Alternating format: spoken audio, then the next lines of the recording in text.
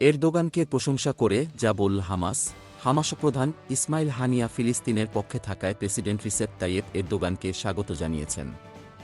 শুক্রবার হামাস প্রধান ইসমাইল হানিয়ার সঙ্গে বৈঠক করবেন তুর্কি প্রেসিডেন্ট। বুধবার আঙ্কারায় ক্ষমতাসীন জাস্টিস অ্যান্ড ডেভেলপমেন্ট পার্টির একে পার্টি পার্লামেন্টারি গ্রুপের বৈঠকের আগে লিখিত বিবৃতিতে হামাস এরদোগানকে এই স্বাগত জানায়।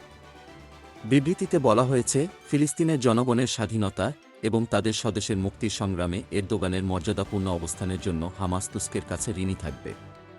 এই অবদান তাদের দেশের জনগণ মূল্য দেয়। ফিলিস্তিনের বর্তমান অবস্থা তাকে পাশে পেয়ে আমরা গর্বিত, হামাসের বিবৃতিতে আরও বলা হয়েছে। ইসরায়েলে দখলদারিত্বের বিপক্ষে এরদোগানের সাহসী বক্তব্য এবং ভ্রাতৃপ্রতিম অবস্থান ফিলিস্তিনের মানুষ মনে রাখবে। ফিলিস্তিনি জনগণ তার কথা কখন ভুলবে না। এর আগে মঙ্গলবার মন্ত্রিসভার বৈঠকের পর আঙ্কারায় এক সংবাদ সম্মেলনে তুর্কি প্রেসিডেন্ট এরদোগান বলেন, আঞ্চলিক সংঘাত উস্কে দেওয়ার চেষ্টা করছে ইসরায়েল।